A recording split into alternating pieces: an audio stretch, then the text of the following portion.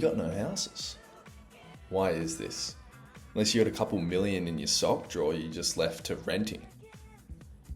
One of these main reasons is our strong demand, but no supply. We've got rural people moving to the city. We've got net migration pushing 490,000 this year alone. This means that demand is sprinting away, while housing supply is not. We need about 240,000 homes each year to keep up with this demand. We built about 180,000 this year. This means annually we're short 60,000 homes each year. It's compounding. More people, fewer homes. That's the great Aussie dream. In Australia, foreigners can buy new builds, which of course developers love because they get to sell a lot of builds. But this puts price pressure on the residents. Compare that with the Kiwis, New Zealand, who in 2018 banned most foreigners from buying existing homes. That slashed foreign purchases by 91% by 2023, and then only 0.5% of home purchases went to non-residents. In Australia, we also have the sacred cows, negative gearing and the capital gains discount. Basically, if you already own property, the government pays you, or at least strongly incentivizes you to buy more, with investors owning about a third of all housing stock. This makes no sense.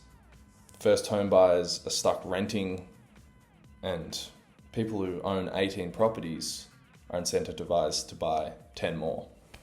Forget wealth inequality, that's a monopoly. It's a terrible system we've created. But how can we fix it? Because we can. The build to rent revolution. Instead of flogging off every new apartment block, we could build long-term rental blocks with secure leases. How could we fund it? Superannuation. Australia's got $3.5 trillion in superannuation. It's one of the reasons why we're the richest nation per capita. So why not use our superannuation to build housing and create solid financial returns instead of making other foreign companies richer? Australia has such wealth in our financial programs. Why not move it to solve our current issues? But now you have people that are holding land as a store of value, as an investment. They're holding it as a gold bar, basically. And they are not incentivized to do anything with their land because it's a store of value. So why not replace stamp duty with an annual land tax that incentivizes people to make use of their land, or at least, at the best, sell their land to someone that will make use of their land? This stops investors from hoarding empty blocks and actually pushes land into use. It makes land hoarders pay rent to society, or at least the government. It's like Airbnb, but the government gets the cash instead of some guy with 17 investment properties down in Kiama. Immigration is an issue, although touchy right now. I think immigration's great. Australia is multicultural, but I think we need to be smart with how we immigrate. If we bring in 500,000 future residents per year, we need to be building enough houses to support 500,000 people. It's a simple fix, but currently the government, universities such as Macquarie incentivize unsustainable immigration policy, and it creates a demand that we can't handle in our big cities.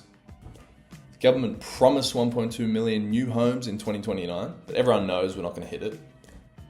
We're not going to come. The government doesn't do anything. But what if we actually did? What if we could hit our targets? Federal, state, local councils, every level of government, instead of finger pointing at each other and going, well, we have to block bills, approve bills, block bills, approve bills.